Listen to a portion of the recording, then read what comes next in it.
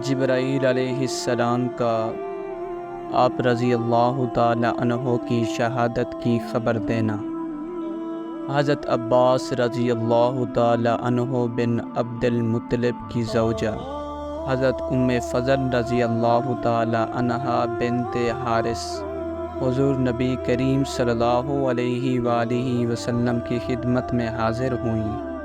اس وقت حضرت سیدنا امام حسین رضی اللہ تعالی عنہ آغوش نبوت صلی اللہ علیہ وآلہ وسلم میں تھے، اور حضور نبی کریم صلی اللہ علیہ وآلہ وسلم کی آنکھوں سے آنسو جاری تھے۔ حضرت فضل رضی اللہ تعالی عنہا نے عرض کیا کہ میرے ماں باپ آپ پر قربان ہوں، آپ کیوں روتے ہیں؟